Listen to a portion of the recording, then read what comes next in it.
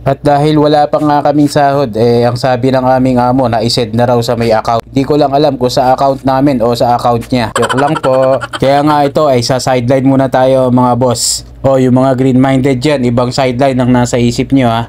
Manggugupit po tayo mga boss. At pagdating ko nga dito sa bahay nila sa Dik ay buti na lang medyo maliwanag. Nung huling punta ko nga dito madilim. Walang ilaw dito sa may hallway nila. Buti ngayon meron na. At pagdating ko nga dyan ay buti na pagbuksan ako agad at kinatok ko lang yung pinto nila kabayan.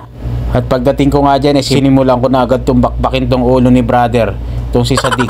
Dahil mabilis lang naman tong gupitan Same ko lang din tong paubos na ibuhok Kumbaga naka full moon na.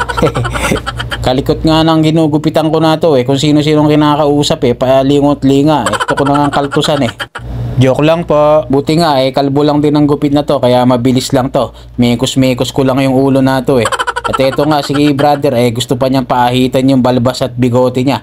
Kaya ito't binanatan ko na rin at gusto nga niyang paahitan din lahat. At meron nga din siyang mga kasama dyan na Bengali. Sabi ko nga gupitan ko na rin. O next Sadik, sabi ko ayaw naman nila.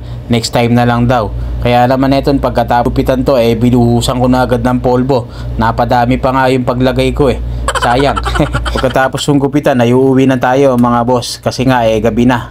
Mali pala ako, hindi pala gabi, umaga na dahil nga 1:30 na nga to ng madaling araw nang umuwi ako. Pero bago nga ako umuwi ng bahay dumaan muna ako ng Bakala. Bumili muna ako ng tinapay para bago man lang makahiga makapagmerienda ng konting tinapay. Yun lang, thanks for watching. God bless everyone. Alright.